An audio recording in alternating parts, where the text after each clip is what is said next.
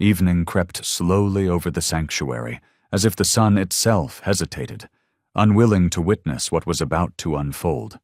The last rays of light filtered through the iron bars, casting a dull, ghost-like glow across the cold ground, like an old memory, distant and eerily familiar. In the area marked extremely dangerous, enclosure number 7, the air thickened, becoming suffocating, as 3 figures stood motionless on the concrete. An unconscious child, a full-grown male gorilla, and an aging German shepherd as still as stone. Shadow, the name of the dog, stood in a position no one expected. He didn't turn to look at the little girl lying motionless behind him. He didn't raise his head to growl. He didn't bare his teeth. He simply stood there, his body rigid, strangely silent, as if every muscle was suppressing a current of electricity, not to explode, but to hold steady. In the dim light, his aging, ash-gray coat glinted like cold steel, evoking something that once blazed with fire, once roared with power, but had long since been worn down into quiet endurance. The gorilla, Bako, took slow, heavy steps across the brick floor, his enormous feet landing with a thud that beat like a drum against every viewer's chest. No one dared move. The crowd behind the fence could only watch, breathless as if the sound itself had been stripped from the air. Some gripped their rifles tightly. Some trembled while calling for orders. Some had already begun to cry, not from fear, but from a rising wave of helplessness. One young staffer whispered through clenched teeth, "This can't end well." And then, in that strange and heavy moment, Shadow took a step forward. Just one step, gentle but resolute, shortening the distance between himself and that massive hand. No sound, no threatening movement. That step was a plea. "Please, look at me. Don't do the wrong thing." Bako paused. His deep, dark eyes locked onto the small figure before him. This was no longer a confrontation between 2 species. It was no longer about instinct, survival, or strength. Between a creature once beaten nearly mad by humans and an old dog who had weathered silent battles of his own, there now stood a wordless exchange. Quiet, but thunderous. Behind them, a soft, metallic click. Someone was switching off the safety. A sniper rifle, already aimed, caught the light and gleamed. A cold, sharp glint like fate's merciless wink. A voice cut through the stillness, sharp, emotionless. "Prepare to fire." And just as Bako reached out his hand, gently, as if to touch the tangle of Lily's hair, Shadow let out a sound no one expected. A low whimper, like the sigh of a weary soul. It wasn't a warning, nor a protest. It was as if he were begging the entire world to stop, even for just a heartbeat, and listen to the silence before everything broke apart. A dry gunshot cracked through the air, tearing it wide open, splitting time into 2 halves, before and after. The scene froze. The birds stopped singing. The wind lost its voice. Everything sank into a dense, suffocating darkness as if the world had closed its eyes. Then, on the black screen, quiet text appeared, as soft as a breath. 24 hours earlier. Before the gunshot rang out, before that fateful moment where 2 beings faced each other across a space thick with fear and instinct, there was a short but pure slice of time, untouched, still whole. At that time, there was a 6-year-old girl named Lily, shy, fragile, with eyes that saw the world through the fogged lens of caution. And there was a German shepherd named Shadow, old, quiet, once a source of comfort to dozens of children, now shelved by the world into the drawer labeled "too slow," no longer suitable. Lily wasn't like other children. She didn't cry loudly when she was hurt. She didn't laugh out loud when praised. From a very young age, she lived in a closed-off inner world, like a tightly sealed seashell shielding itself from outside noise. She feared loud sounds, strangers, probing eyes, and the unfamiliar warmth of people who'd just met her but already called her sweetheart or little angel. For her, the ordinary things of others were deep oceans, and the only way to survive was to retreat and wait for the tide to pass. Her parents, both field biologists, understood that their daughter didn't need pity, and certainly didn't need forced therapies in the name of normalization. All they hoped for was that she might, even just a little, find a quiet place to grow. A place, or someone, who wouldn't rush her, wouldn't force her to open up, but would simply be present. Shadow came to them in the fall of Lily's 4th year. By then, he was nearly 10 years old, an age many considered the beginning of decline for the once agile, valiant German Shepherd breed. But Shadow wasn't from a police training camp. He came from a therapy center for children. He didn't know how to bite. He didn't bark for attention. But he did know how to walk slowly beside an autistic child too afraid to enter a classroom. He knew how to lie next to a grieving child without pressing his head against them, just placing his warm back on the floor, as if to say, "If you don't want to be touched, neither will I."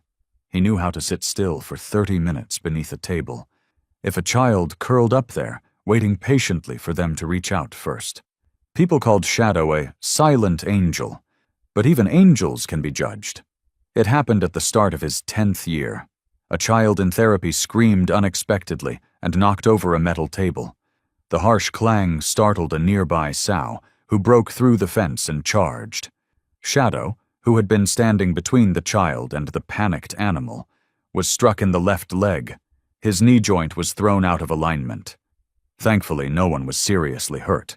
But the center's leadership decided it was time for him to retire, claiming his reflexes were no longer fast enough to guarantee safety. And so, a soul that had once healed countless fragile hearts was sent to a temporary shelter, to see if anyone might want to adopt an old dog. The first to open that door was Lily. That day she didn't walk up to him like the other children.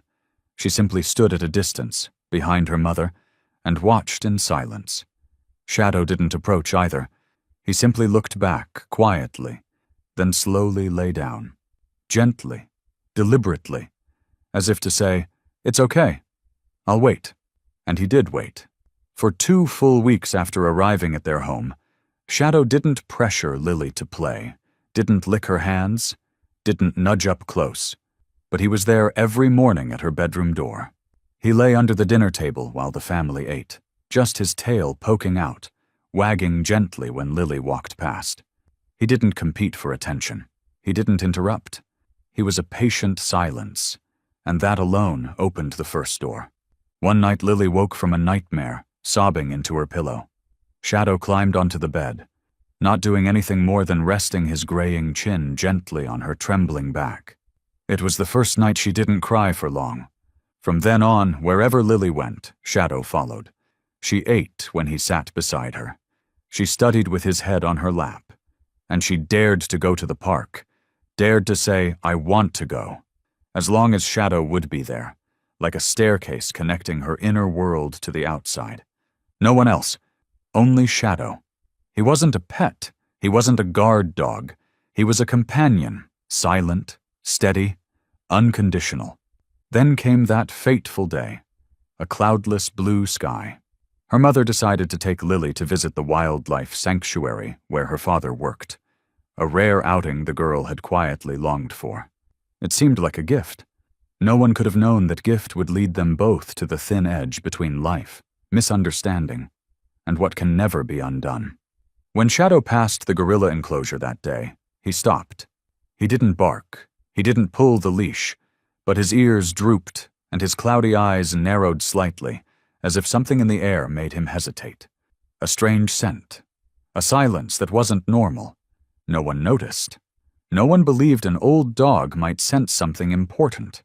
Only Lily, when she saw him refusing to move, bent down and whispered, "I know if you don't want to go in, something must be wrong." But she walked forward anyway, and Shadow, as always, followed. Not because he believed it was safe, but because if she had to face something, then so would he, no matter what it was. Perhaps deep down, people always sense that life's turning points don't happen during grand moments, but in the most seemingly peaceful mornings. That morning, the sky was clear, the sun gentle, and a soft breeze whispered through the car windows. And Lily, after many refusals to go on long trips, had finally picked up her purple backpack, placing it on her lap with sparkling eyes as she asked her mother, "Daddy will meet us at the gate, right?" Maren, Lily's mother, smiled, a smile so soft it seemed meant not to startle her daughter, then turned to glance at the old dog curled up in the back seat, head resting on Lily's legs. "And Shadow, too. Your father will be so happy to see both of you."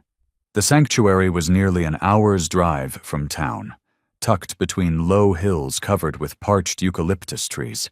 From the outside, it looked more like a humble farm than a holding space for wild animals.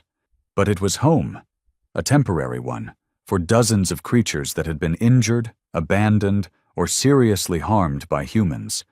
Some were primates, others were carnivores. There were even elephants and tigers. Lily had never entered this place before. All her memories of her father were tied to dark, protective clothing, and a voice soft as the wind, the voice he used to speak to animals that had none of their own. And now, wearing a beanie askew on her head and clutching the leash of Shadow in her tiny hand, Lily cautiously stepped through the metal gate as if entering the sacred, unfamiliar ground. "You can trust Shadow like you trust your own heart," her father once told her. And so she did. Lily didn't let the dog stray a single step.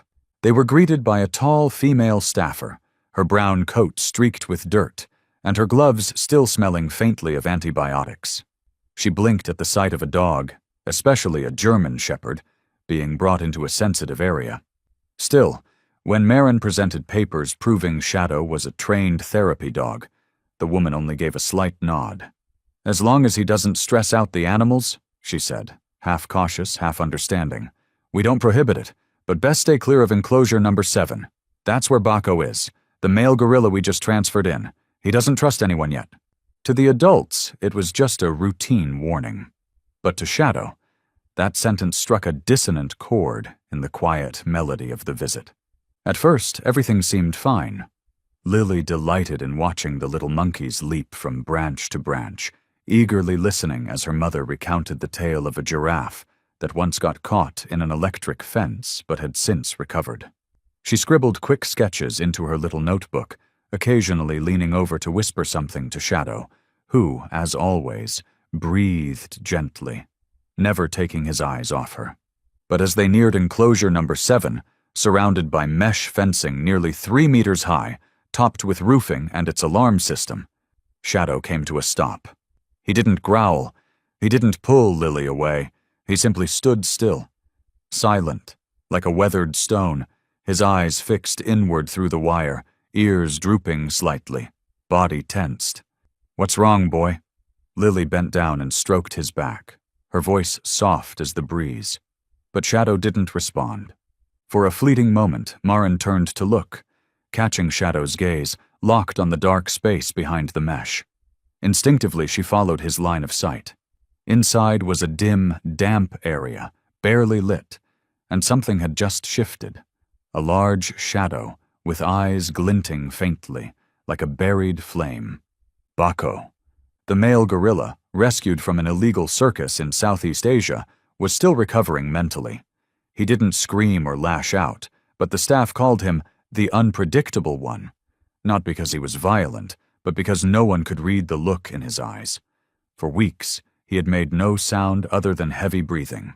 But veteran handlers knew that silence in an adult primate was never a sign of peace. It meant the animal was listening, observing, and waiting. Shadow didn't look away. There was something in his expression, some murky understanding or an instinct honed long ago, that made Maren's spine tingle. But the moment passed. Lily tugged her mother's sleeve, wanting to see the baby deer. Shadow slowly turned his gaze away from enclosure 7 and followed his little girl. No one noticed that for the rest of the visit, Shadow no longer breathed lightly. His breaths grew slower, heavier, as if he were holding something in, something he couldn't express, as if he had seen something that no one else had. But he kept walking, because in his world, a world without words, only action, loyalty didn't mean avoiding danger. It meant this: if she has to go there, then I'll go too, no matter what waits ahead. After the short tour, while Lily was taken to the rest area to have lunch with her mother, her father, David, took Shadow for a walk around the grounds, as they used to do when the opportunity arose. David wasn't someone who expressed affection with words, but from the way he bent down to pour Shadow a bowl of water, or tossed a small stick that he never truly expected him to fetch, one could sense a quiet respect between them. Unspoken, but irreplaceable. At one point, he spoke with a deep, wind-roughened voice. "You remember Enclosure 7, don't you?" Lily asked about it. "I think maybe you sensed something we didn't." Shadow gave no reply. He only lifted his head at the mention of that number, then lowered it again, exhaling slowly. But that simple motion triggered a memory in David, something he'd heard from the area's safety supervisor. Baco, the male gorilla, nearly 2 meters tall and weighing over 180 kilograms, had a difficult past and carried within him a silence that experienced handlers recognized not as submission, but as repressed volatility. No one knew where Baco came from. Rescue records stated he was found in critical condition at a traveling circus near the Myanmar-Thailand border. When animal protection groups intervened, he was locked in a cage so low he had to crawl. His back was scraped raw. His limbs bore burn scars from the heated wire. His canines had been filed down.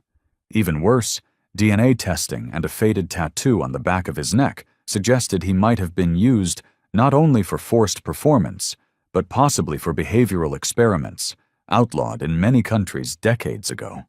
Baco was brought to the rehabilitation center in hopes that, with enough peace and patience, he might relearn how to live like a wild animal again. But like a shattered mirror patched together, some cracks could never be hidden. And in Baco's case, those cracks lived in his eyes. Since arriving, Baco hadn't caused any specific incidents. He didn't smash cages, didn't attack handlers, didn't scream like many long-imprisoned primates. But it was that absolute silence that worried the experts. Whenever someone walked past his enclosure, Baco simply watched, his gaze heavy, slow, and impossibly deep, as though he was measuring every person, memorizing, and quietly storing it all inside. "We call it the silent emotional instability phase," a vet once explained. "It means he's not angry, but he's not calm either. Like a dormant volcano. You don't know when it'll wake up, but when it does, there won't be time for regret." That's why Baco's area was marked red, the highest security level, triple fencing, dual alarms, emergency exit, no staff allowed inside for more than 10 minutes, and above all, no animals, dog, cat, or monkey, were allowed near. No one could predict how Baco would react to something unexpected. That's why, when Shadow, the old dog with scars from years of service, suddenly stopped in front of that enclosure and stared without flinching, it made Baco's primary caretaker pause behind the mesh shield.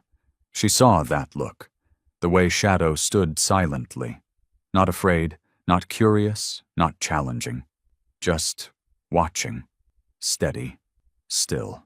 She later recounted, "It was like two souls, one with filed-down fangs, one dismissed for being too slow, were seeing each other through iron bars, and I swear for one brief moment Baco's eyes softened.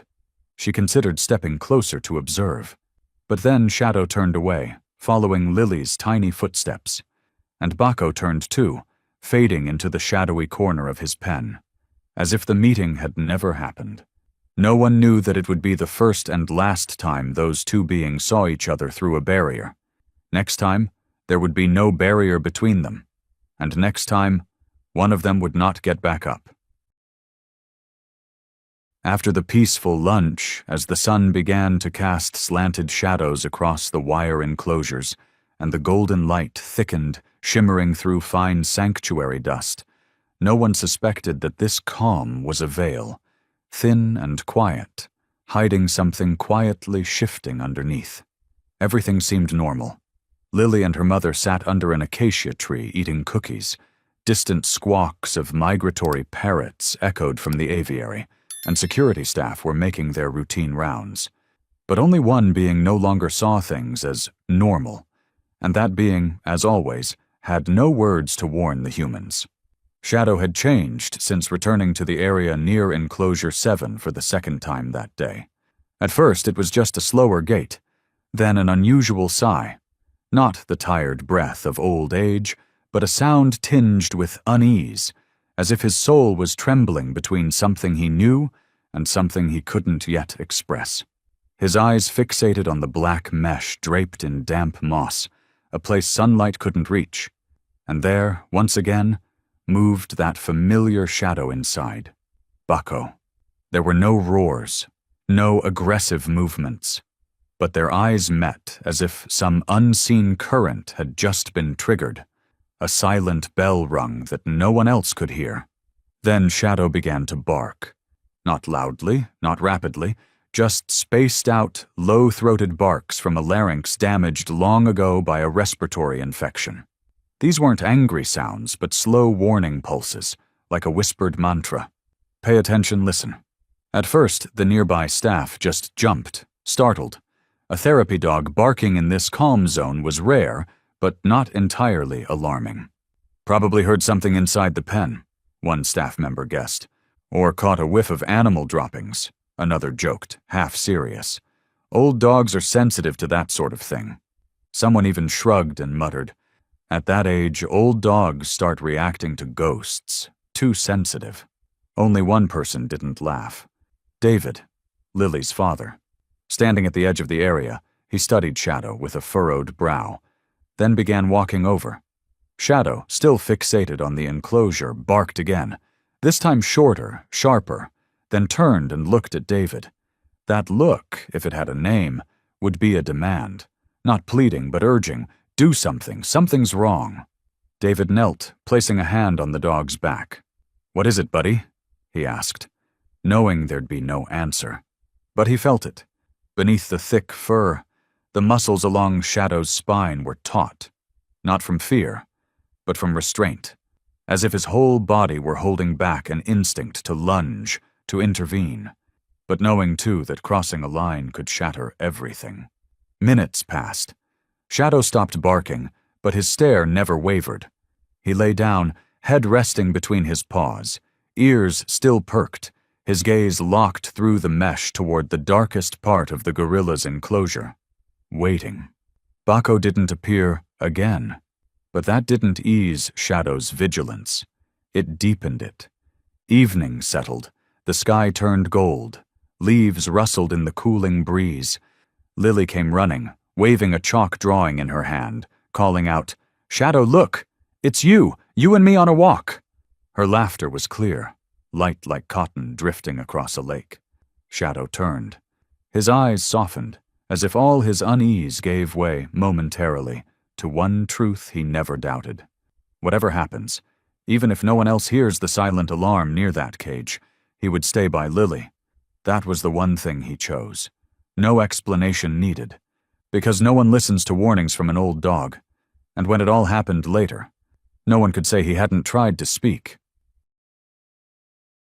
Evening slipped by, wrapped in velvet light, the kind that makes everything gentler, slower, and easier to deceive. The wind had stilled. The air felt like it was behind glass, every movement tinged with warm gold. In that suspended frame, Shadow's unease, those quiet warning barks, melted into the air like evaporated water. Invisible, silent, forgotten. Lily, like all children, had quickly become absorbed in her little world, where tree branches became dragons, puddles mirrored the sky, and golden leaves were letters from the wind. Shadow followed every step, never letting her out of sight.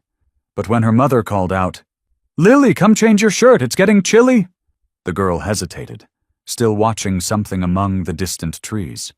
A brown squirrel, small, quick, with a tail like a feathery brush, had just darted through the outer fence, rustling leaves in that irresistible way no 6-year-old could ignore. Lily glanced back at her mother, just briefly, then whispered to Shadow as if he could understand.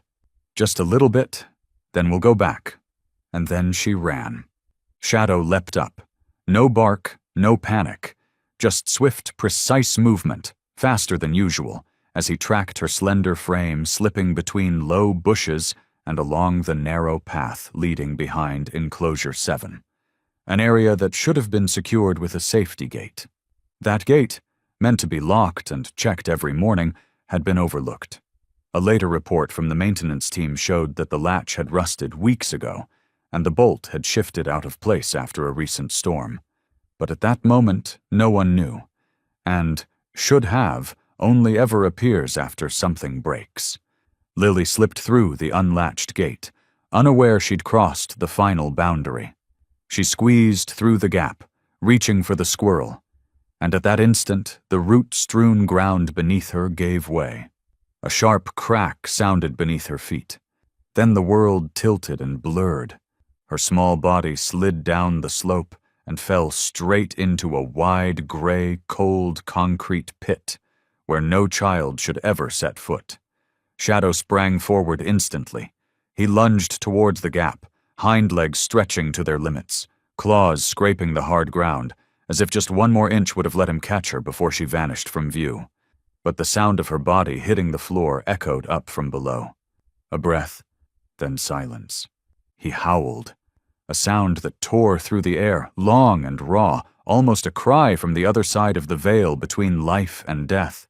He raced along the fence, nose pressed to the bars, sniffing each gap, searching for any path, any, that would let him reach her. Every route was sealed, all but one, a small door, usually opened only from the inside, now carelessly latched on the outer edge, a cruel joke played by fate. Below, Lily lay still, her body tilted sideways, her head resting against the concrete, her tangled hair veiling half her tiny face. No one knew if she could still hear, or if she had already slipped away from this world. Only the sky above remained jarringly blue, so blue it was hard to believe that beneath it, a child had just fallen into the territory of something pushed to the edge of despair. From deep within the enclosure came a sound, a slow, heavy breath mixed with the whisper of wind along the stone. Then the darkness moved. Bako, the massive gorilla, emerged at the edge of the pen, from where the light couldn't reach. No one knew how long he'd been watching, but now, standing upright, his gaze fixed on the unconscious child, he didn't move with curiosity, but with something else, an instinct rising beneath the fragile silence he'd held for weeks. Shadow growled softly, not to threaten, not to challenge, but to remind the world that something is wrong, and I will not stand still. He stepped back once, then hurled his body toward the misaligned door. Just once. He slammed into it, with every exhausted muscle, every memory of children who once trembled in his fur, every moment he had lain beside Lily to lull her through nightmares. This time it wasn't a dream. This was real, and Lily was down there alone.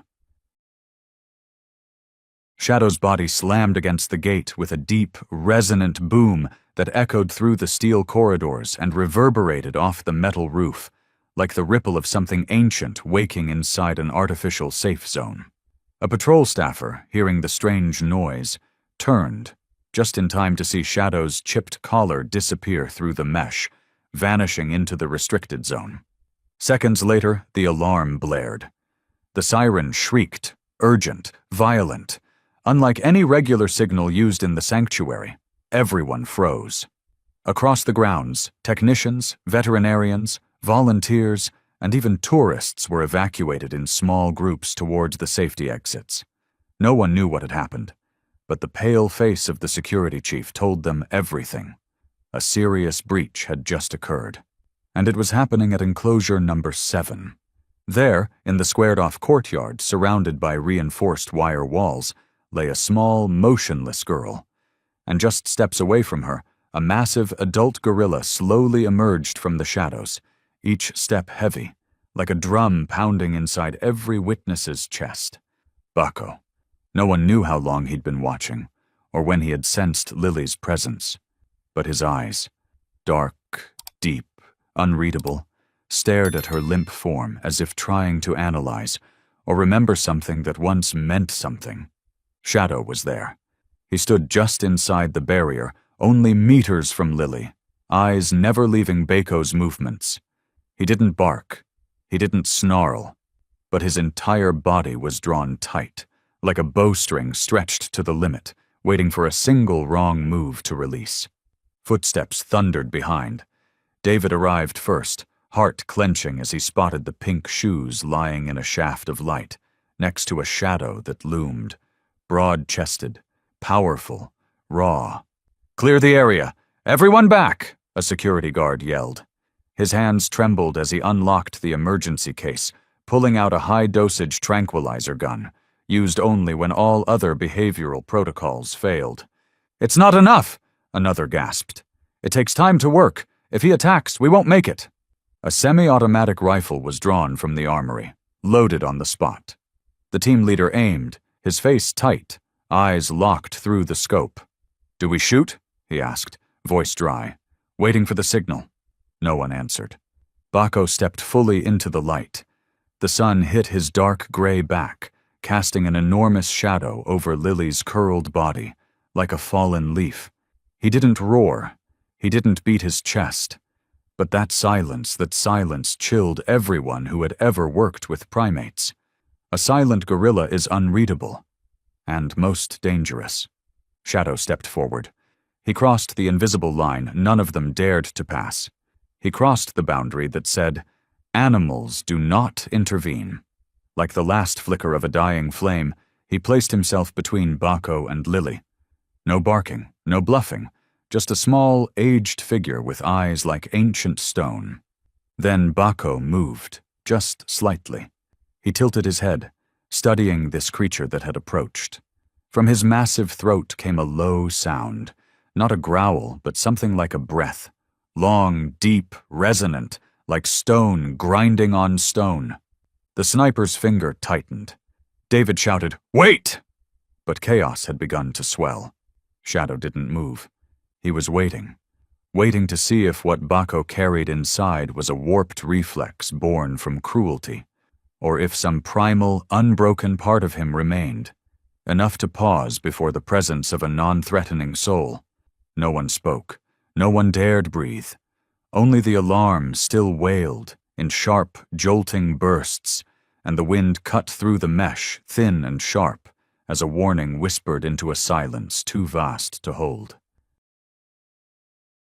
And in that moment, when all that remained was the piercing alarm and the thunder of hearts pounding in human chests, one four-legged creature shot forward as if his aging body had been pulled by a single force, a primal fear deeper than any siren, stronger than the instinct to survive, the fear of losing the one he had sworn to protect. Shadow, the German shepherd who once spent his days comforting children with psychological trauma, was no longer the quiet shadow by a little girl's side. No one could recognize the calm, gentle dog once called as gentle as grass. He didn't walk. He launched forward, summoning every last ounce of strength from muscles once injured, yet never given rest. This wasn't the first time Shadow had sensed human panic, but it was the first time he saw the entire world turn blind. Deaf, unable to hear what only he could, the fragile pulse of a child calling his name in silence. From the far end of the lawn, at the very first blare of the alarm, Shadow had turned like a blade of wind torn loose, waiting for no signal, needing no interpretation of the sound, because he had already heard the fall. And for those who've lived long enough beside dogs, especially therapy dogs like Shadow, they know that some sounds don't need clarity. They cut straight through like a sharpened knife, a slip, a muted thud, and above all, the silence that follows. He didn't growl, he didn't howl, he just ran. The first door, separating the public area from the maintenance corridor, was normally sealed tight under standard protocols, But today, it was left ajar by a technician who had just brought a voltmeter to check the auxiliary transformer. Shadow angled his body, lowered his neck, shoved with his shoulder. Bang! The door burst open like a leaf torn by the wind. He didn't look back. A startled technician shouted, "Hey, a dog just ran into the restricted zone. Stop him!" He leapt out, arms spread, trying to block the narrow hallway, only to feel a dense gray blur rush past him, body low to the ground, surging like a flood beneath the rock. The force nudged him aside, not painfully, but enough to make it clear. This wasn't just any dog. Shadow raced up the sloped concrete ramp, ducked under guardrails, and tore through the service corridor that led straight to Enclosure 7. The wind whipped against his weakened chest, scraping his throat dry and turning each breath into a raspy wheeze. But he didn't stop. He couldn't stop, because in his mind's eye, he saw her, the little girl who once trembled as she offered him a biscuit the first day they met. Her tiny hands pressed against his back during night terrors, the whispered words, barely a breath. "If you're here, I'm not scared anymore." And now she was down there, still, alone, in a place no one could have foreseen. Shadow tracked by instinct, no sight, no guide needed. He had memorized the scent of Lily's coat, her hair, and even the pastel chalks she liked to carry. Every turn he passed blurred like the fast-forwarded film because there was only one endpoint, by her side. When Shadow reached the edge of Enclosure 7, where the auxiliary gate had been left unsecured after a morning inspection, he paused for a single breath. 1 second. Then bolted through. Shouts erupted from behind. "No, stop him! That gate's not locked! Oh God, he's inside! Sedate the dog, now!" But it was too late. Shadow tore through the mesh and slid down the concrete slope in seconds. That moment, captured later by a security camera, became footage reviewed over and over by animal behavior specialists until the tape wore out. An old dog, gray-furred, eyes steady, not driven by predatory instinct, but by something closer to love than fear. He stopped when he saw Lily. Didn't lunge, didn't bark. He simply walked, slow, firm, and stood before the small girl lying on her side. Then he turned and faced Baco. Baco had taken 2 more steps. He halted when he saw the dog. It wasn't clear if it was curiosity, caution, or surprise, but one thing was clear. He did not take another step. And there, in the middle of the concrete enclosure, with the siren now distant and the setting sun casting broken shadows, 2 creatures faced each other. One carrying the power to destroy, the other carrying a loyalty once deemed too slow to be dependable. No roar, no bark, just silence, heavy as stone. Shadow took 1 more step. His back dipped with age, his hind legs trembled, but his eyes didn't waver. That gaze, silent yet thunderous, spoke in a language no one could translate, yet anyone who has ever loved would understand.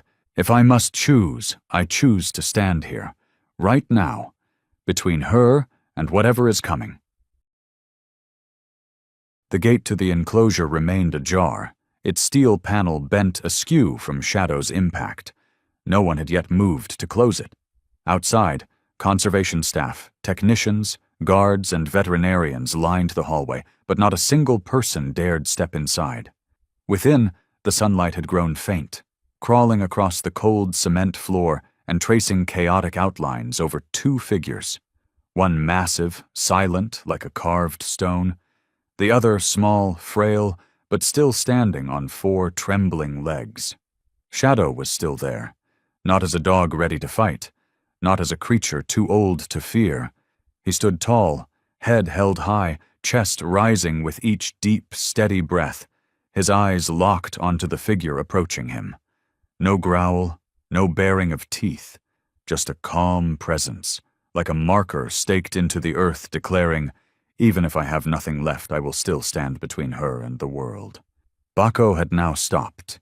The giant gorilla, his body cloaked in gray-black fur-like armor, his thick arms once bound for years by iron chains, and his deep eyes hiding storm-tossed memories, was now face to face with a being he had never encountered before, a dog that was not afraid of him. Not panicked, not running away. The air inside the enclosure thickened. Everything that people had feared about Bako, his strength, his size, his unpredictability, now seemed meaningless in the face of Shadow's steady gaze. The way the dog stood there, without snarling, without trembling, without threatening, only watching, created a divide in the space. On one side, the wild instinct warped by years of abuse. On the other, a loyalty pure and undefeated. And in between, Lily, small, motionless, lying like a delicate speck of light between two silent storms. No outsider could guess what was unfolding in Bako's mind. He tilted his head, a subtle motion, but one that, to seasoned primate behaviorists, was not a sign of attack. It was a pause for thought. Shadow didn't move. His tail hung low, his ears slightly down. Not in submission, but in deference. Not deference out of fear, but a signal sent in silence. I didn't come to take anything. I came to keep something safe. And somehow, through a means that transcended language, that message reached Bako. Because in the next moment, just as those outside braced for the worst, Bako didn't advance.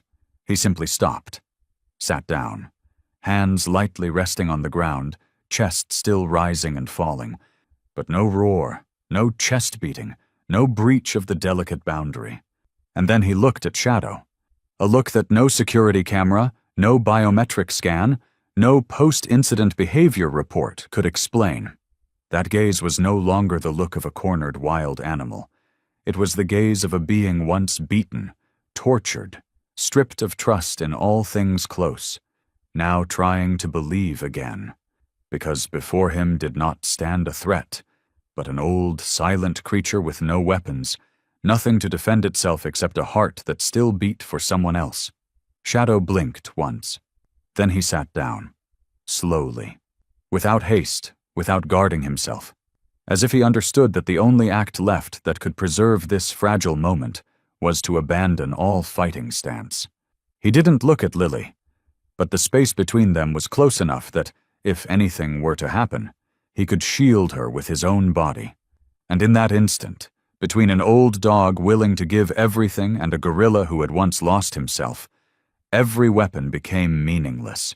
Every rifle outside lost its moral rationale to fire. Only two beings remained. Beings once labeled, rejected, declared past their usefulness, now standing or sitting face to face in a test not of instinct, but of trust. And down below, cradled by the arms of stillness, Lily stirred, just slightly. No one spoke. The alarm had gone silent. No more hurried footsteps. The entire area surrounding Enclosure 7 fell into a thick, oppressive silence, as if the outside world had been sealed off, leaving only this small space behind, where an old dog and a massive gorilla faced one another, not with weapons, but with eyes. Bako, the creature humans once labeled a potential threat, was no longer advancing. He sat down, posture upright but not rigid. His massive hands touched the ground, each knuckle as wide as a human wrist, pressing gently into the cracked concrete, creating a deep, quiet sound, like a stone taking a long breath. In the fading afternoon light, his dark fur began to shimmer with pale golden streaks, like the fine dust of memory, a kind of light only visible when time itself slows to a stop. He didn't look at Lily. He looked at Shadow. The old dog didn't growl. He tilted his head slightly, his throat rising and falling with each steady breath, then slowly lowered himself to the ground, a movement so light it seemed the wind alone might knock him over. But no, it was deliberate. He lay down, front legs stretched, head lowered, eyes wide, and locked onto the eyes of the giant gorilla before him. That moment, appearing still, carried within it a forceful motion, a communication that required no language. Not everyone understands this simple truth. For some species, To lower one's head is not a sign of weakness, but of trust. Shadow knew this, not because he had been trained to, but because he had lived it. He had once stood before children curled in corners, hands over ears, eyes screaming with caution. He knew that if you approached too quickly, too forcefully, you'd lose any chance at connection. He knew silence, when used right, could become the bridge that spans panic. And now, Shadow used that same silence, not for himself, but for Lily. The gaze between the two creatures lingered, not rushed, not intense, but reaching something distant within each of them. In Shadow's eyes, calm, not the calm of contentment, but the kind shaped by rejection. A soul once discarded for being too slow, no longer useful. Yet in this very moment, that slowness became the one key holding a collapsing world together. In Bako's eyes, for the first time, there was something other than the usual void. There was hesitation, a quiet conflict between instincts twisted by abuse, and something faint, still flickering, like a shard of broken glass reflecting a forgotten light. Trust. No one moved, no sound rang out. Then Bako, still maintaining eye contact, raised his right hand, slowly. Around the enclosure, tension surged. Some began to raise their rifles. A voice muttered, "He's going to strike!" But those more familiar with guerrilla behavior recognized something else. This wasn't a prelude to aggression. It was a ritual. He pressed his palm to the ground. It's a rare gesture, not widely recorded, but known to occur among adult gorillas once held in captivity and reintroduced to semi-natural habitats. An ancient gesture meaning, I do not come to fight. I place myself on equal ground. And as if understanding this instinctively, Shadow lifted one front paw and placed it down to the side, not facing directly ahead, but angled, just as he had done countless times when approaching children who had never let anyone near them. No one spoke. No one dared move. The distance between these two beings, one nearly 200 kilograms, the other barely 30, was no longer physical.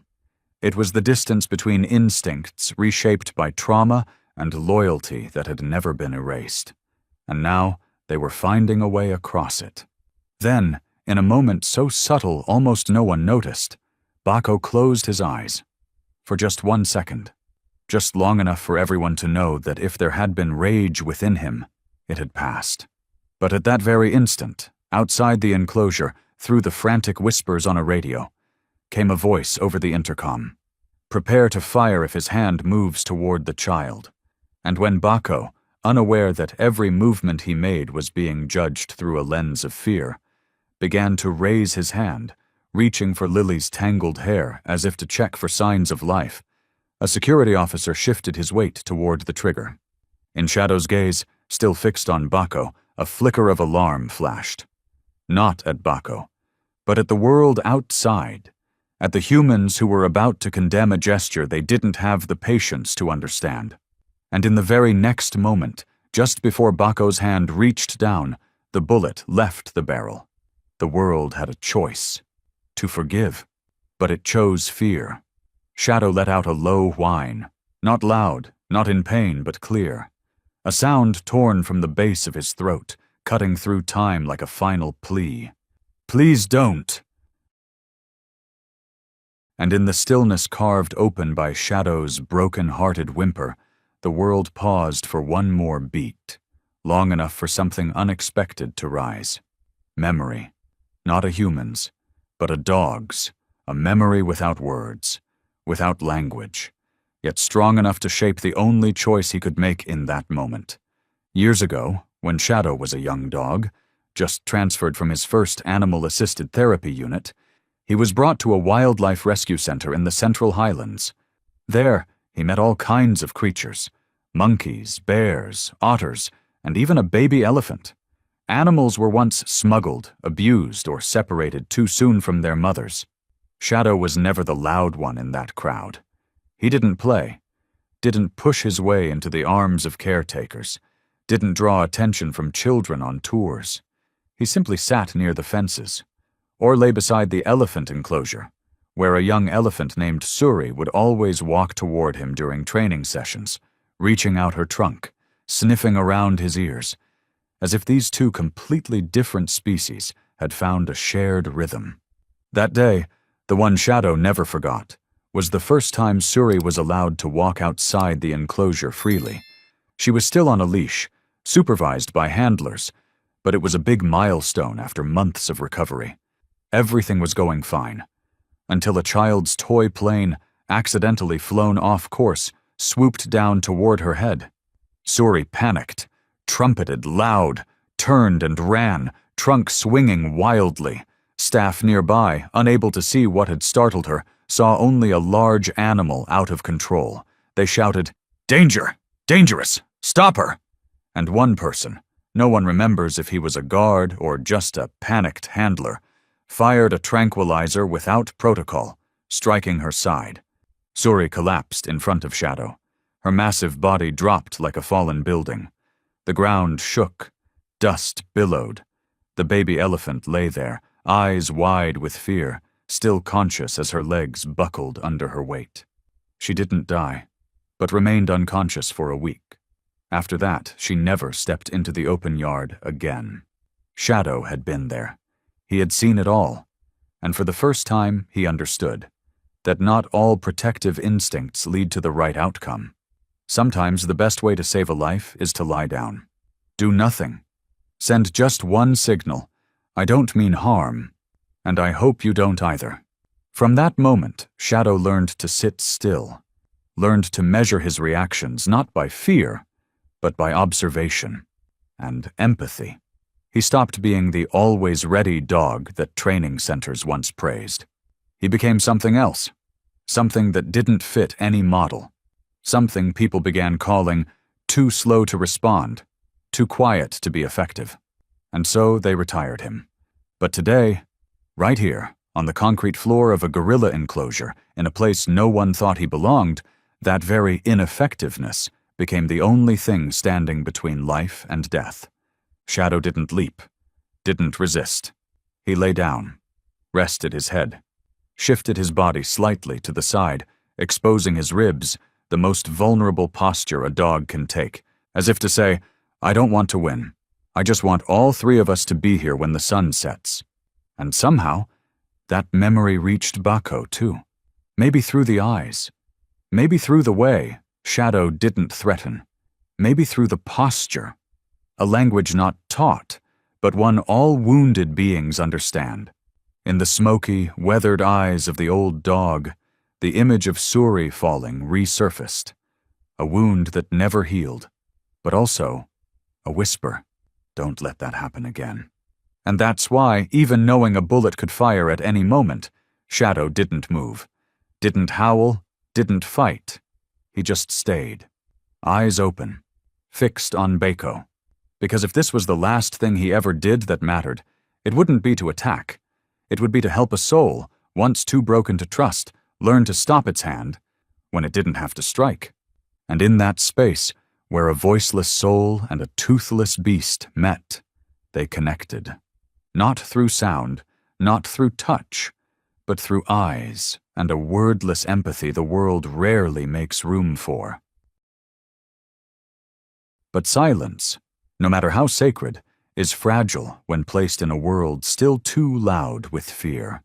Outside the enclosure, while Shadow and Bako held the tension of a threadbare connection between two broken souls at a western observation point, where the view into the concrete yard was partially obscured by a lamppost and maintenance fencing, a senior security officer, authorized to make unilateral decisions in emergencies, raised a lethal weapon to his shoulder. His name was Colburn, a war-hardened veteran who had served in the Middle East and spent 11 years on the Wildlife Sanctuary's security force. He wasn't impatient. He wasn't bloodthirsty. He had once publicly opposed the use of lethal force in human-animal contact scenarios, but at this moment, he saw only a child lying unconscious, a full-grown male gorilla with unreadable behavior, and no camera angle that captured the nuance of their interaction. Colburn looked through the scope. What he saw was Bako's enormous arm slowly lifting, an open hand reaching toward Lily, a movement that, in this context, could have been a gesture of affection or the precursor to a deadly grip. He didn't see Bako's softened gaze. He didn't see Shadow lying still. He didn't witness the fragile connection rising like light through the ashes of old trauma. He saw only risk, and Colburn, in his role, was not allowed to let risk become a tragedy. At the exact moment, his finger tightened on the trigger inside the enclosure, Bako gently lowered his hand, very slowly, touching a strand of Lily's hair that had fallen across her forehead. No grasping, no gripping, just a simple gesture, the way primates often check on fallen young, a quiet verification of life, a rare tenderness in a body built for power.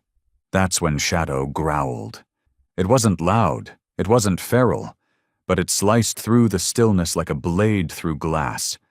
It wasn't a warning to Bako, it was instinct, a cry torn from a throat that had held silence too long, triggered by a danger not in front of him, but behind.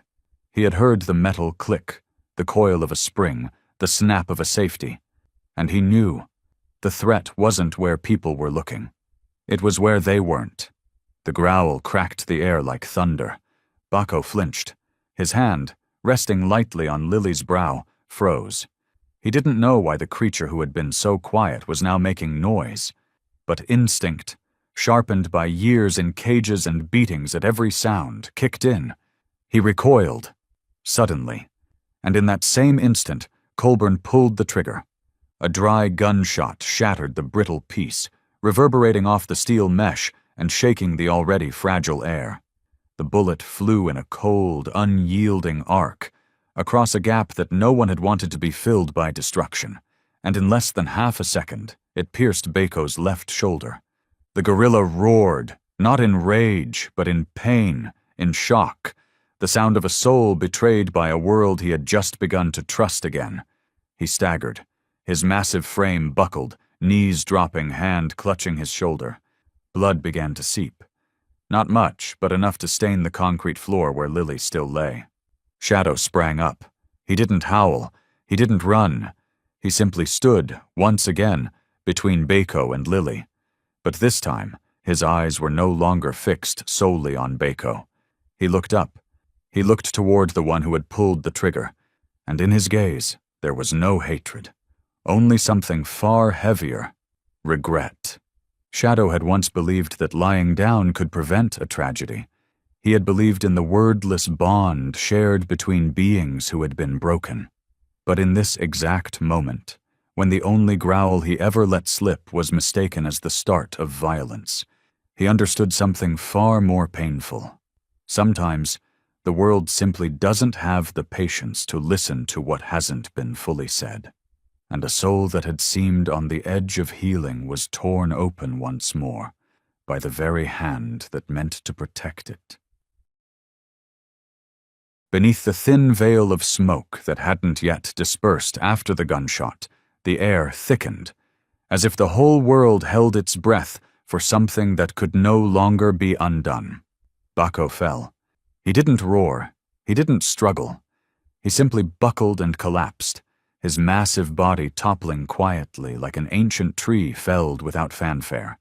The wound on his shoulder wasn't large, but dark blood seeped from it, staining the concrete floor where Lily lay, a silent smear of something unnamed that had just been lost. His eyes stayed wide open, fixed ahead, not on the one who shot him, nor on the little girl he had just protected, but on Shadow.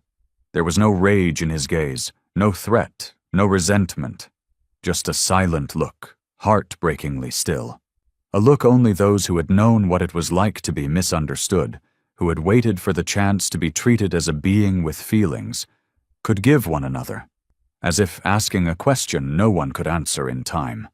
So it still wasn't enough? He said nothing, but the slight dip of his head, the slow blink before his eyelids shut like a door quietly closing on the past. That was his goodbye. Not a bitter, fearful farewell, but a sad one. Deeply sad. Lily shot up as if yanked from a dream laced with explosions. Gasping, she clutched her chest, then turned, bewildered. And just seconds later, when her young eyes fell upon the scene before her, the massive gorilla lying on his side, blood trickling from his shoulder, lifeless in the middle of the enclosure. She let out a scream that ripped through her chest. No one expected it. No one could have imagined that Lily's first reaction wouldn't be panic or fear, but a choked, guttural cry soaked in grief too deep for words. "No!" The scream shattered like the first crack in the fragile glass around her heart. She couldn't remember what had happened before. Didn't see the gun.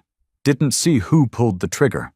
All she knew was that the massive creature, the one who had just bent down, just gently placed a hand on her tangled hair, was now still, and the blood slowly spreading beneath her knees felt like red ink, spelling out a final parting.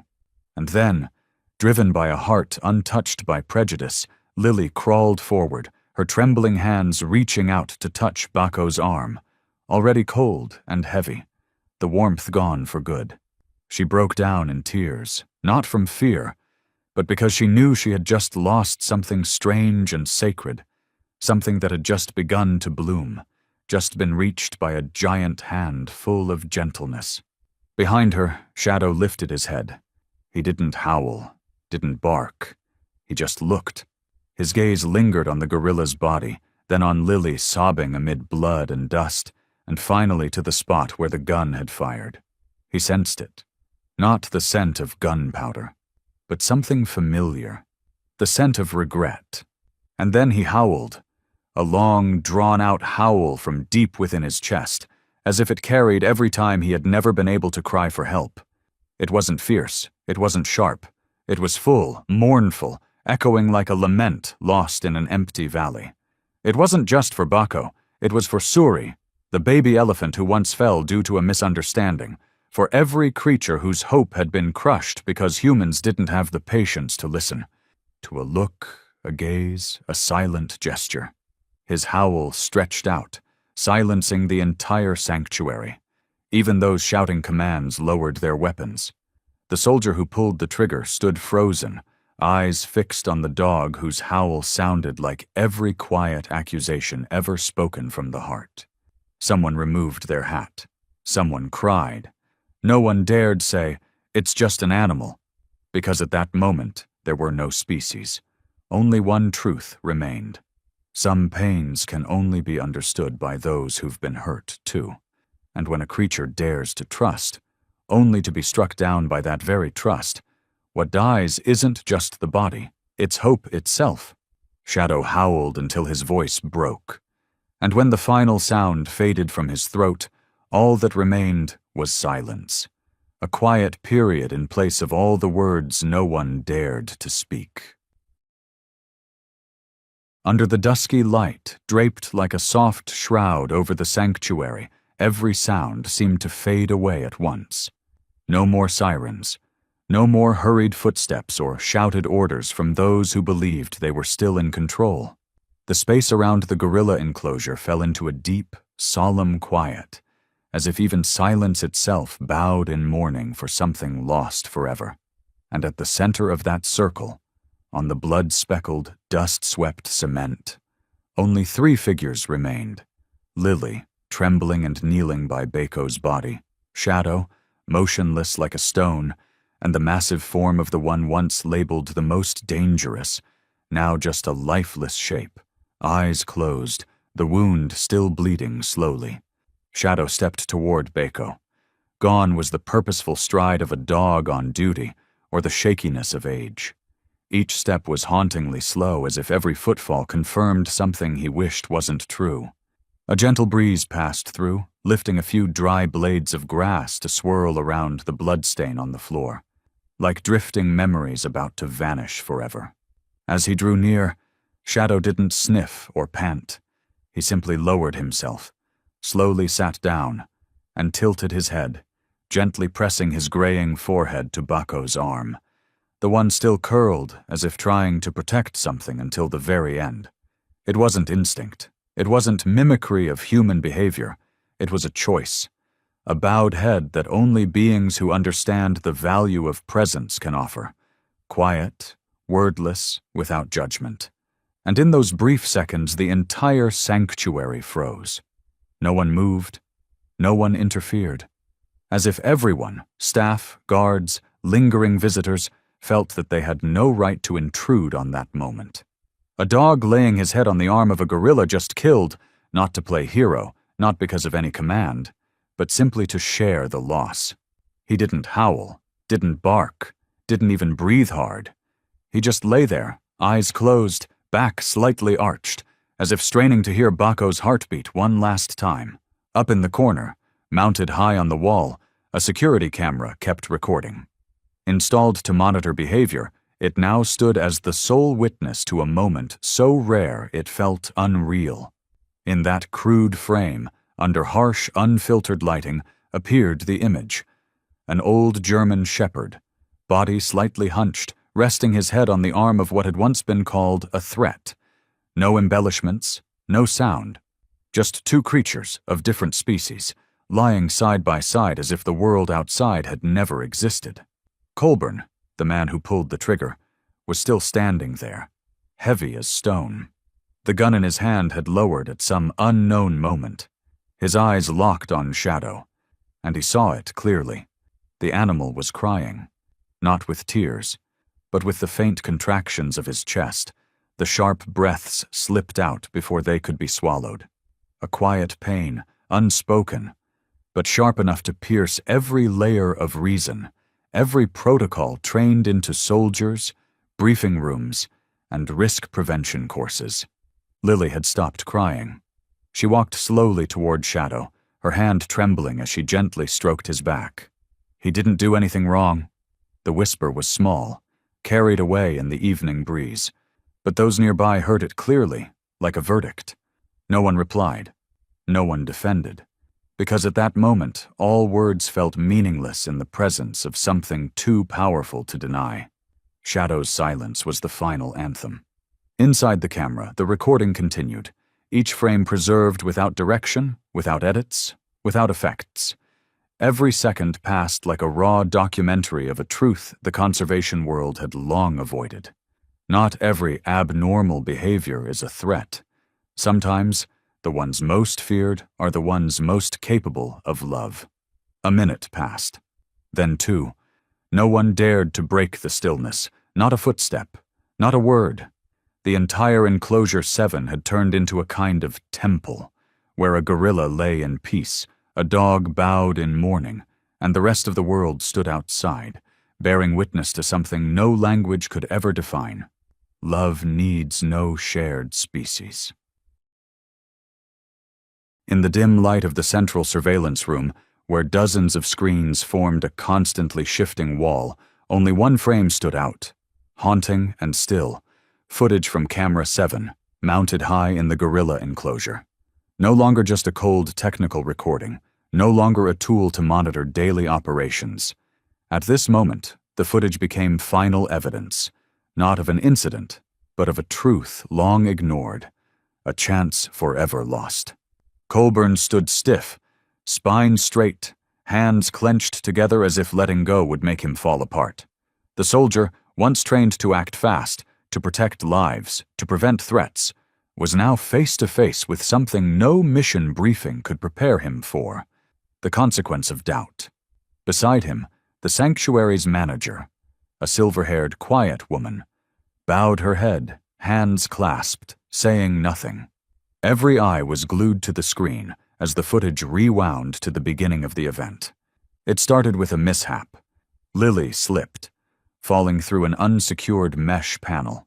Everything unfolded within seconds, but in the slowed playback, every movement was painfully clear, as though time itself wanted to bear witness. She fell, hit the ground hard, and lay unconscious. A puff of dust rose around her small body. Then, the iron gate of the gorilla enclosure swung open from inside, not by human error, but due to a malfunction in the newly replaced automation system that had yet to be tested. Bako appeared. At first he didn't charge, didn't roar. He just stood in the shadows for a long time, hands gripping the bars, eyes fixed on the small, still figure on the ground. The camera zoomed in, and at that exact moment, everyone in the room held their breath, because in Bako's eyes, there was no anger. No wild confusion is typical of a startled animal. He looked worried, undeniably. His large, glossy eyes shifted back and forth between the child and the space around her, as if trying to understand whether this was real or an illusion. Then Bako stepped out. 1 step, 2, 3. With each step, he paused for long moments. At times, he stood completely still, head lowered, not out of fear, but as if he were weighing something, as though the gentle part of him, buried under years of captivity and mistreatment, was resisting the instinct forced upon him. No one taught him. No one knew how, but clearly he understood. The being on the ground was not an enemy. The angle changed as Bako crouched, extending one long arm toward the ground beside Lily. He didn't touch her, didn't grope around, just placed his hand flat, palm down, almost parallel to her body, like laying bare his helplessness. A gesture is almost human. Colburn's hands began to tremble. He knew this was it. This moment, just seconds later, was when he fired. Sweat broke across his brow as he saw himself in another camera feed, gun raised, line of sight blocked by a partition, and Bako's lowered form. From that angle, no one could see that Bako's hand wasn't touching Lily. No one saw the tears in his eyes. Just the hulking figure bending over a small child, an image that triggered every human instinct before reason could ask, "What is he doing?" Shadow appeared then. The footage showed him darting in through a side gap, so narrow only that old, thin dog could have squeezed through. He didn't bark, didn't growl. He just ran forward, placing himself between Lily and Bako, eyes locked on the gorilla, body tense in a protective stance. But like Bako, he didn't act, didn't lunge, didn't attack. He simply lay down, head lowered, ears folded back, his body softening as if sending a message. "I'm not here to hurt, I'm here to protect life." The camera captured it clearly. The moment the eyes of those two creatures, a dog and a gorilla, met in a split second of fate. In that gaze was something like mutual recognition. Not spoken, not loud, just two souls, long misjudged, seeing each other for who they truly were. Then the shot rang out. Bako jerked, then fell silently. No roar, no rage, just wide eyes fixed on Shadow as if trying to say something he'd never get to say. The video ended with that image. Shadow placing his head on Bako's arm, unmoving, and Lily beside him, her small hands clutching the fur on the dog's shoulder, whispering something no one could hear. Inside the control room, no one spoke. The team leader tried to swallow his voice and failed. A technician wiped away tears. Colburn dropped to his knees, unstrapped his gun, and laid it on the table, an act not procedural, but penitent. "I shot him while he was protecting." He didn't finish the sentence. He didn't have to. No one blamed him, but everyone knew. From that moment on, no one could live the same. Because the truth from the camera, undeniable, inexcusable, indelible, proved one thing. We didn't shoot because we were threatened. We shot because we refused to understand. The footage from Camera 7 was released just hours after the incident. At first, it was just a silent copy leaked by an unnamed technician with a single caption. "This is the truth." But its rawness, its unedited honesty, set the internet on fire. In less than a night, from the cold archives of a tiny control room, the image of Shadow resting his head on Bako's arm spread across every platform. Facebook, Twitter, YouTube, Reddit, igniting a storm of outrage like never before. The phrase wrongful shooting became the top global trend. But it wasn't used in a procedural or technical sense anymore. It became a symbol of everything humanity had destroyed by refusing to stop and understand. Animals, people, memory, and trust. Dozens of hashtags appeared overnight. Justice for Bako. Shadow understands. Listen before you shoot. Silent compassion. each one a drumbeat, echoing from the fingertips of millions mourning, raging, and grieving. The clip had no soundtrack, no color grading, and no edits. And that's exactly why it hit 10 times harder. People watched and couldn't look away from Bako's eyes, wide, round, tear-filled, gazing at Lily with unimaginable tenderness. They paused on Shadow's expression. His low posture, non-threatening stance, his eyes sad yet lucid, as if pleading for something he couldn't say aloud. And when the shot fired, when Bako collapsed, yet never took his eyes off Shadow, millions broke down in tears. Comments flooded in like a storm. I never believed a gorilla could be gentle until today. We kill what we don't understand. Shadow was the only one who saw Bako's heart. Major media outlets took notice. CNN, BBC, and Al Jazeera all opened their reports with, "The heart of a creature once condemned." Behavioral scientists began speaking out, pointing to Bako's actions not as aggression, but as worry and confusion, a desperate attempt at communication from a species long equated with violence. And Shadow, once dismissed as unfit for service, was now hailed as a living symbol of silent empathy and understanding beyond language. Soon after, a simple article titled, "The Only One Who Understood Bako," was shared millions of times in under 24 hours. It opened with a line that left thousands in tears. While the rest of us were blaming, judging, and trying to control, one creature quietly stepped forward, lay down, and placed his head on an arm just shot, not to mourn, but to listen.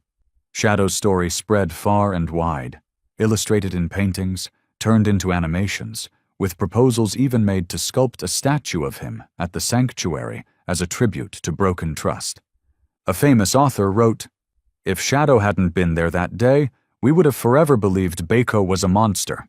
In Japan, an elementary teacher showed the video to students and asked, "What would you do if you saw someone different from you?" The smallest child answered, "I would lie down like Shadow." In a world exhausted by noise, it was the silence and wordless action of an old dog that became a form of healing. No shouting, no arguments, no defense, just eyes and a bowed head, enough to make millions reconsider themselves. Shadow, aged, silver-furred, and slow, was no longer just a therapy dog. He had become a symbol of something both simple and profound. Sometimes, all we need to do is be quiet and listen.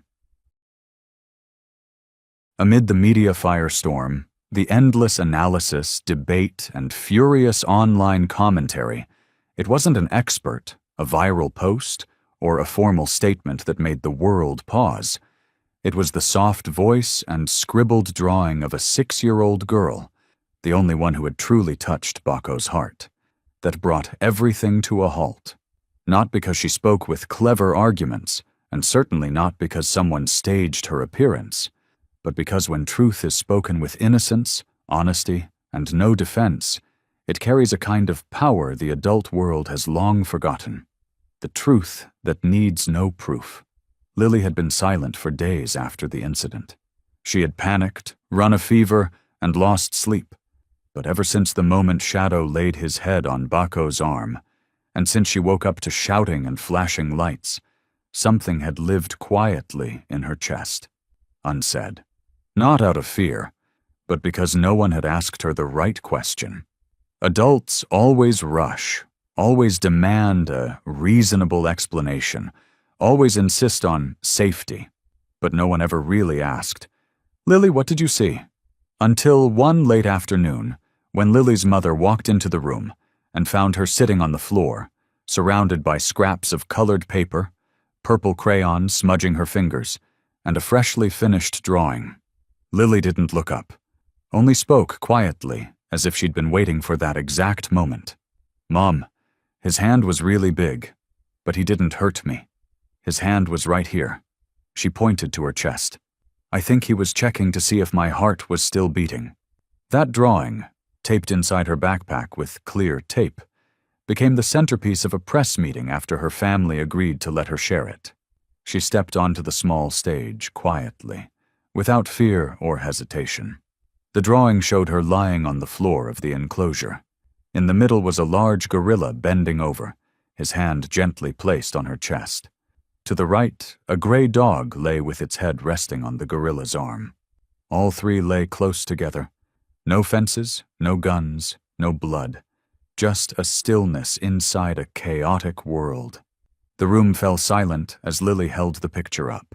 Then she looked up, her eyes still rimmed red, and spoke, softly but clearly. He wasn't mean. He was sad. The room froze. A female reporter set down her pen, gripping it tightly, tears welling in her eyes. A cameraman slowly lowered his equipment, unable to keep filming. Because there, in front of them, a child had just spoken for everyone, saying what had hung in the air for days, yet no one had the words to express. A 10-year-old boy in the audience burst into tears, clinging to his mother. Why did they shoot him if he was sad? Lily continued without prompting. I don't remember everything, but I saw his eyes had water. I think maybe he was left alone once, too. She looked down, wrapping her arms around Shadow, still sitting like a statue at her feet. Only Shadow believed him. No one else waited long enough to know if he was good. But Shadow knew. He always knows who's hurting inside. After that, Lily's drawing was reprinted and hung in the main hall of the sanctuary. A simple wooden frame. No artist credit. Just one line from her words. Sometimes, the biggest hand is the gentlest to touch us. 1 month later, the drawing was exhibited in major museums as a symbol of wordless compassion. In a school in Switzerland, a teacher asked students to write a reflection after watching the video. One child wrote, "I'll try to learn the language of silence." Because sometimes, the one who doesn't speak is the one who wants to say the most.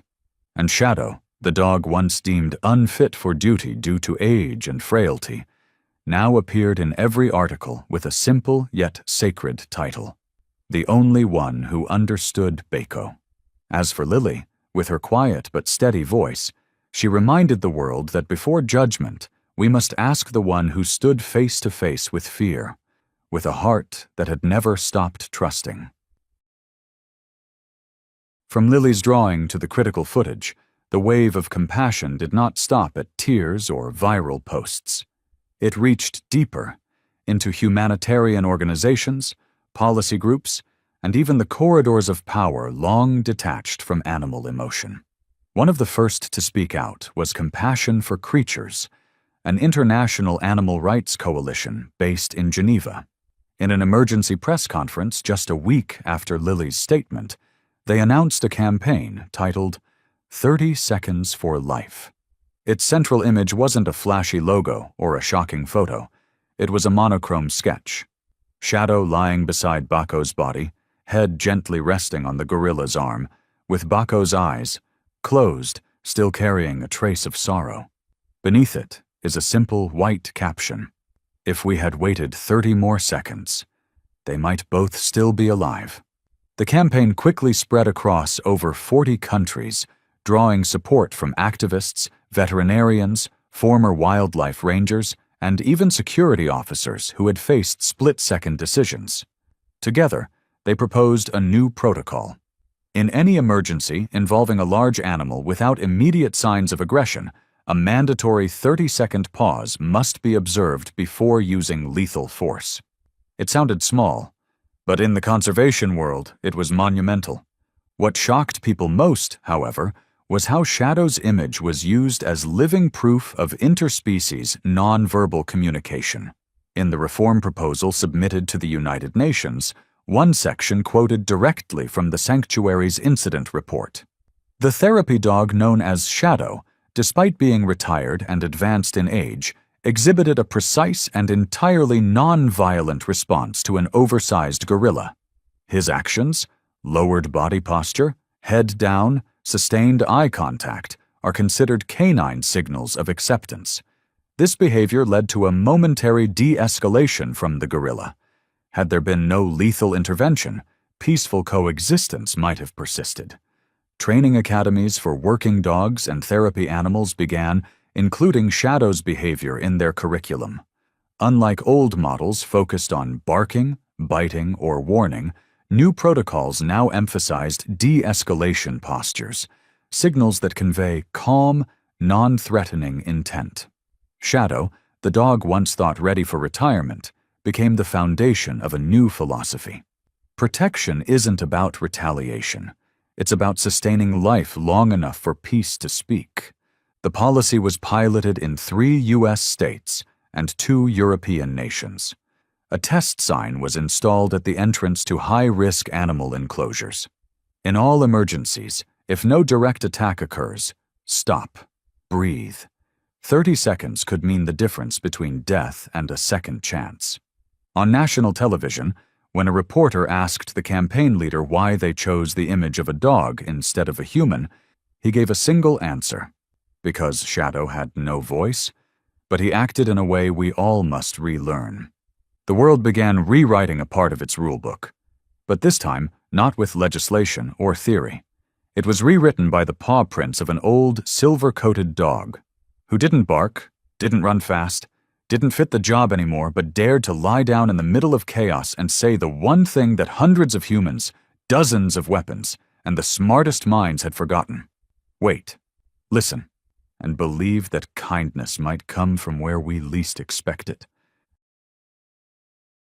Even as major changes were unfolding in the world outside, from sweeping policy reforms to the endless tributes pouring in for Shadow, within the sanctuary's shaded paths, there remained a quiet corner steeped in silence. That was Enclosure 7, where Bako had once lived, where everything began and ended. No more flashing red lights, no alarms, no more heavy, echoing footsteps of a lonely giant. Only a vacant stillness, and an old dog, quietly lying there each afternoon, as if guarding something he couldn't name.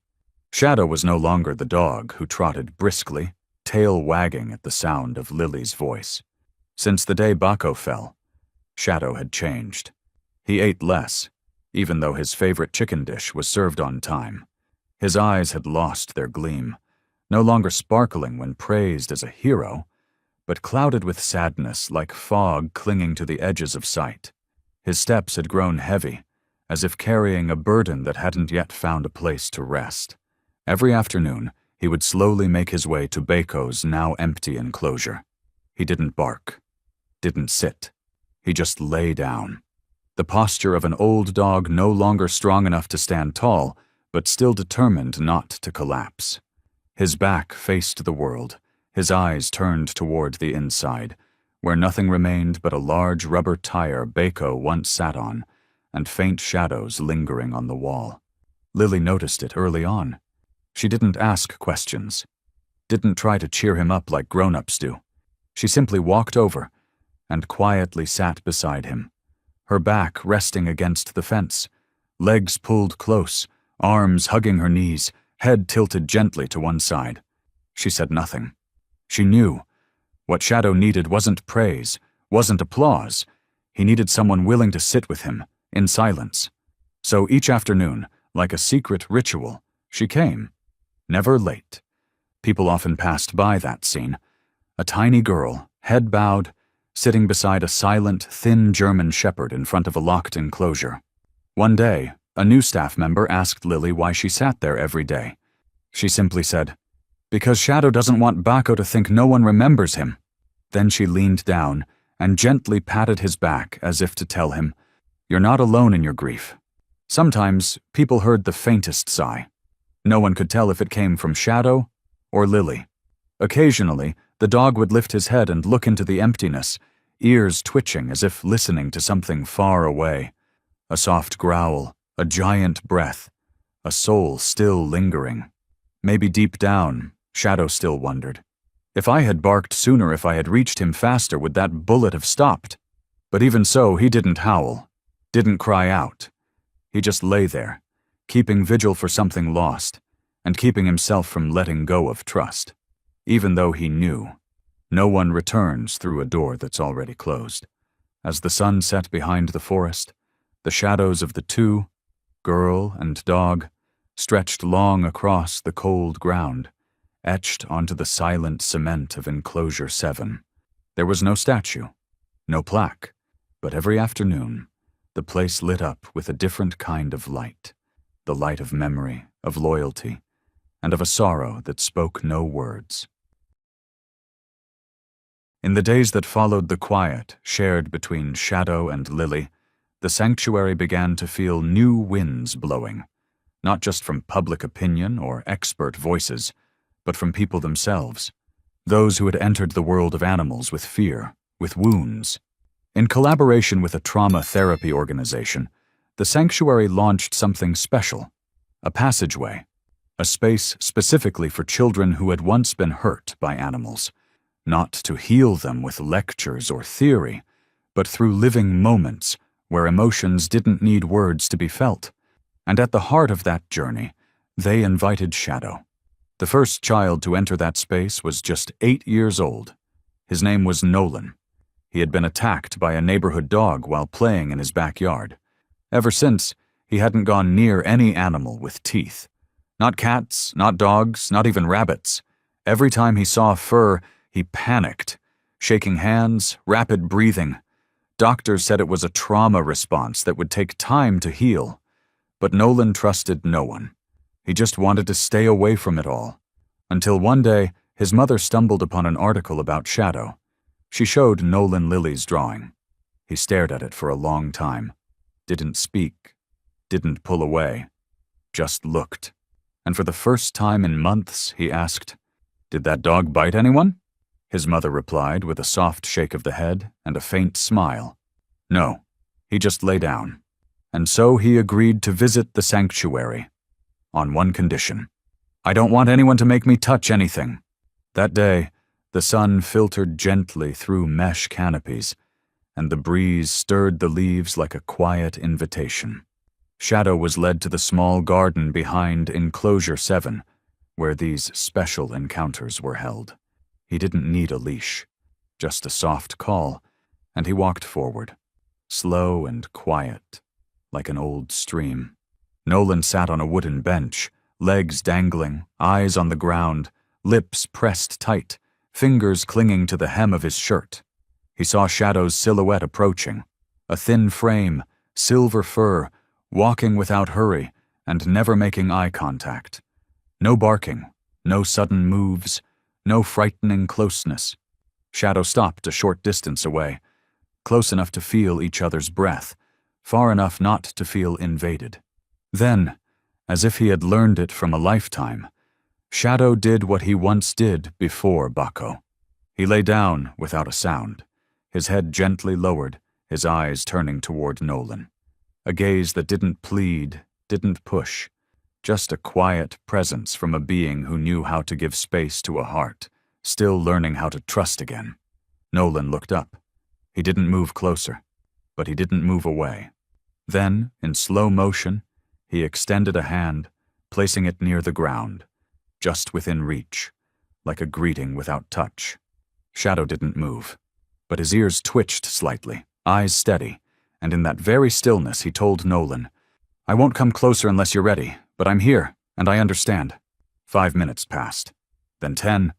No one said a word. No one asked anything. But a nearby therapist couldn't hold back tears when she heard Nolan whisper to himself, "He's not like that dog." Then, after a pause, a soft breath escaped him. "He's like me after that day. Just wants to sit quietly." When the session ended, Nolan hadn't touched Shadow, but he followed him a few steps toward the gate and asked, "Can I come back? Next time I'll bring him some treats." To trauma specialists, that moment was a miracle, not because the child had overcome his fear, but because he had chosen to return. Shadow didn't need to stand, didn't need to perform, didn't wag his tail. He just lay there, letting his stillness become the gentlest voice in someone's life. Since the meeting with Nolan, the quiet figure of Shadow had come to represent something far more powerful than commands or training.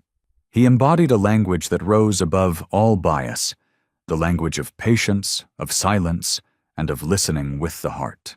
Those who came to the sanctuary to see him were no longer just tourists or experts.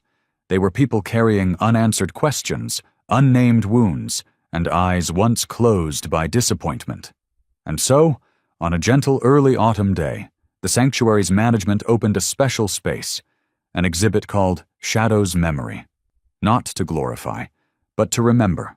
Not to shout, but to quietly face what had once been overlooked. The exhibit was set up beside Enclosure 7, no longer empty, now transformed into a living memorial. The steel bars were gone. No mesh fencing.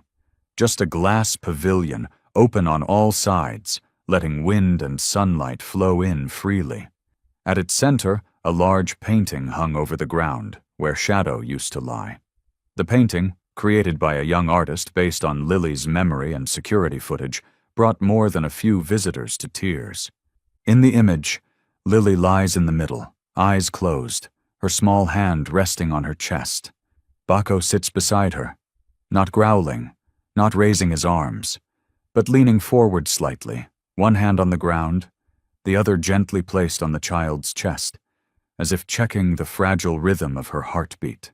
His face is not fierce, but gentle, hesitant, and next to them, Shadow lies still, his head resting on Baco's arm, eyes open, gazing into the distance, as if standing guard for two souls bound by something invisible. There is no blood, no gun, no tragedy, just a moment everyone wished they could have witnessed, if only they had waited just 30 more seconds.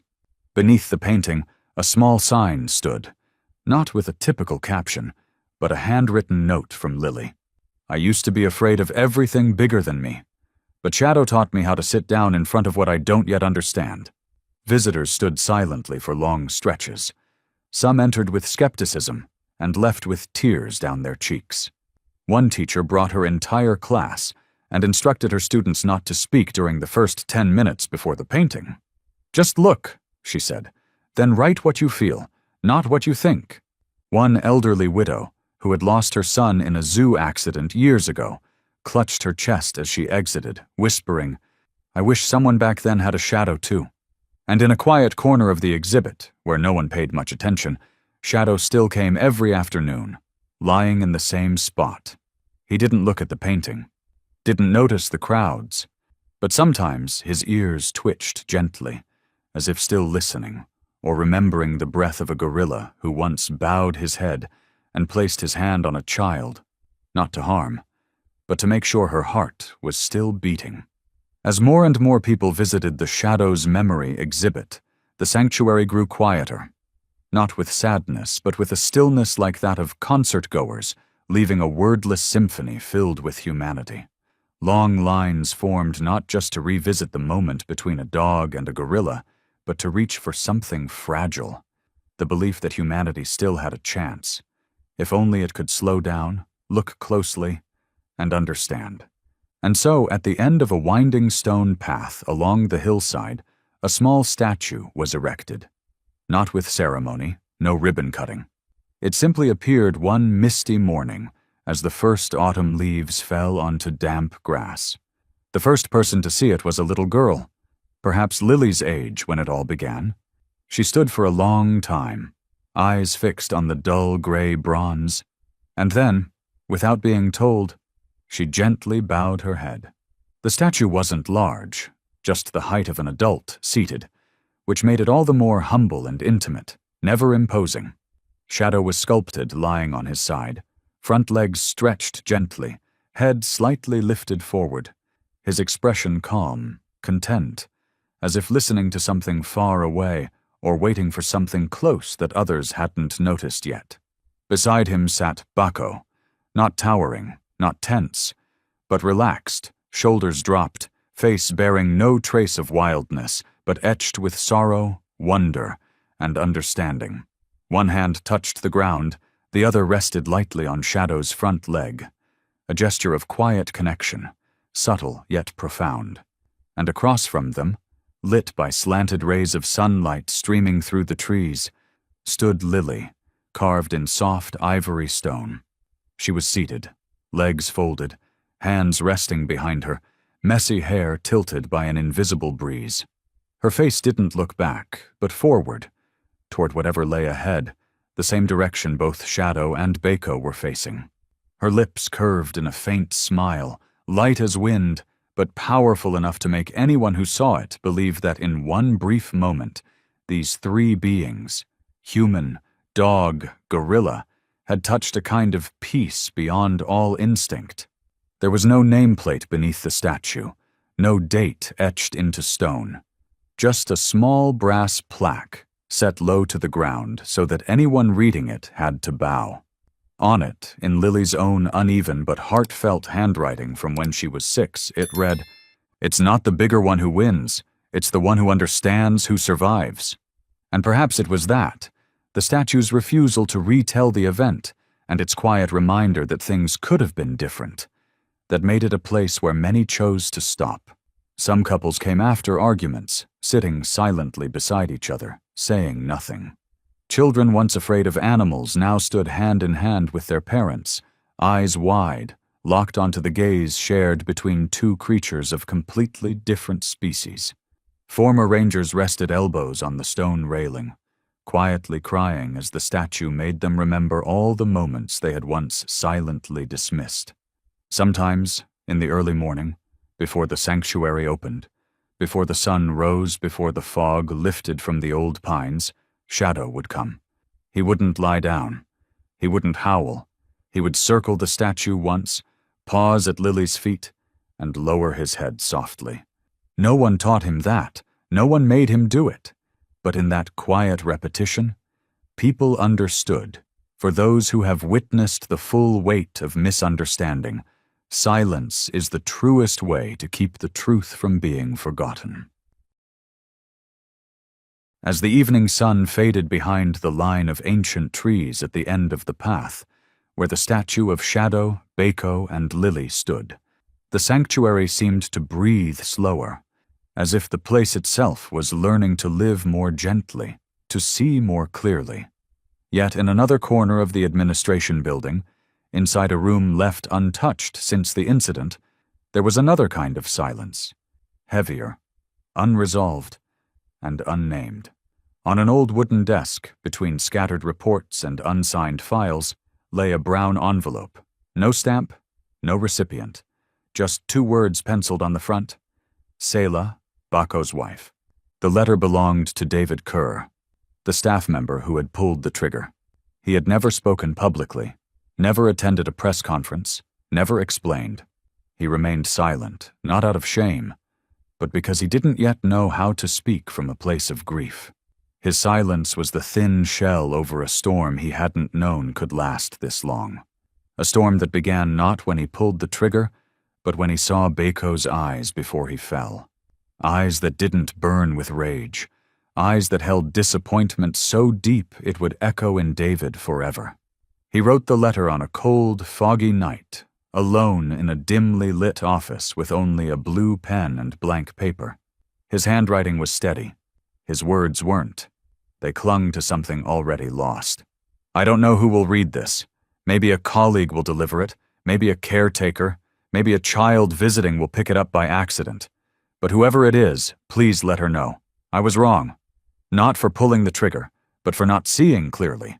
I was trained to respond to danger, to read aggression, and to follow protocol. But no one taught me how to read the eyes of a being who had been misunderstood his entire life."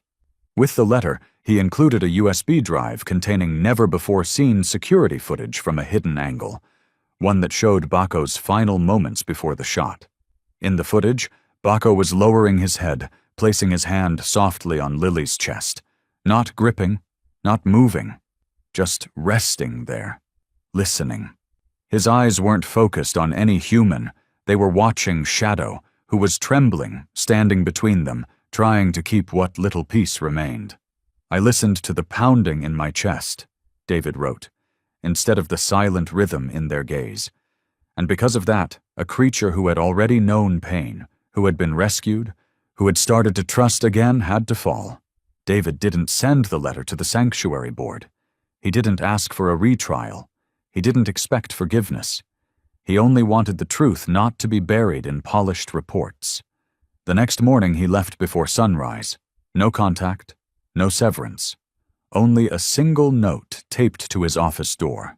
"I am stepping away. Not for honor, but because I need to relearn how to look into eyes that aren't human and still recognize sorrow. The letter eventually reached the team caring for Sela, Bako's mate, still in recovery. No one knew what to do with it. She couldn't read. She didn't speak their language.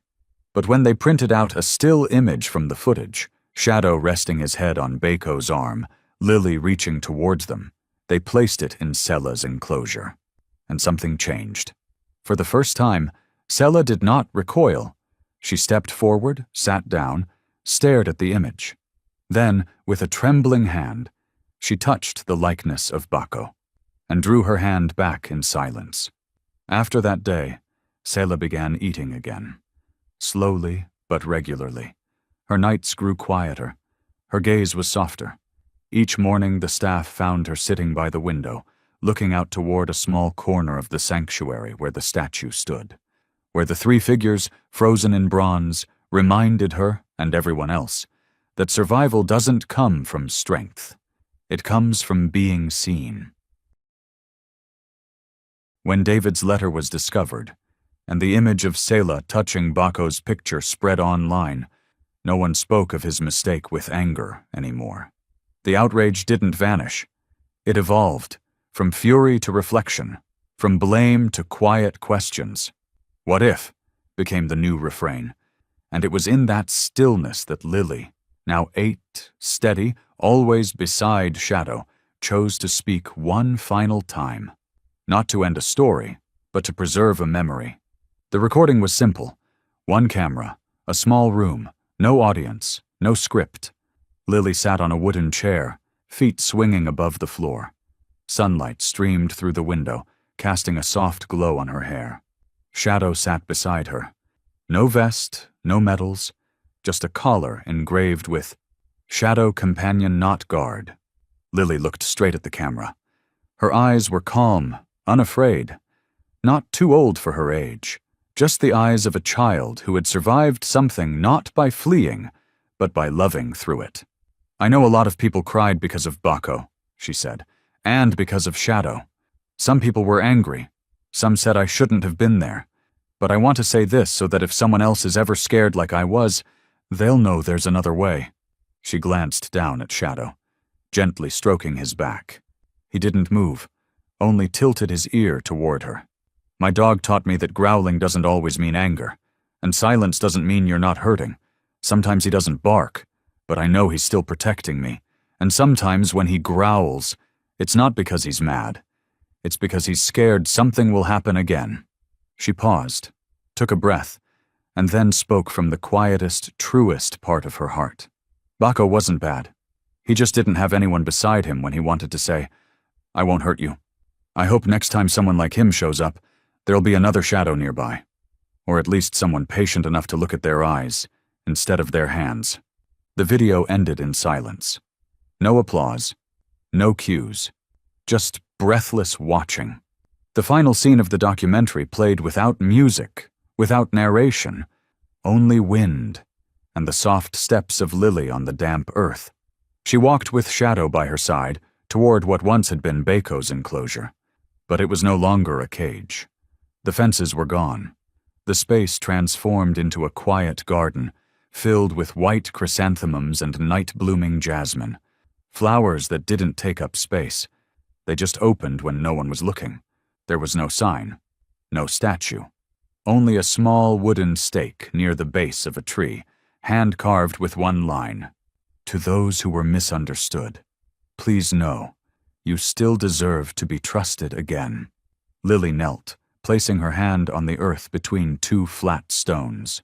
One for Bako, one for Shadow, still alive, but whose legs could no longer carry weight like before. He lay down beside her, head resting on her lap, eyes closed. Not sleeping, just resting. And in a whisper almost swallowed by the breeze, Lily said, "I don't remember how that day began, but I'll always remember there was once a dog who didn't attack, didn't run, just chose to stay." Thank you for walking to the end of this journey with Shadow, Bako, and Lily. A journey not just about a brave dog or a misunderstood gorilla, but a quiet reminder of the silent strength called empathy. Have you ever witnessed a moment where a single look told you the being before you wasn't a threat, but a soul longing to be heard? If so, we invite you to share it below. And if you believe the world needs more stories like this, of love without words, courage without noise, and trust that needs no proof, please like, share this video, and subscribe so we can continue to bring gentle truth to more hearts. Thank you for staying.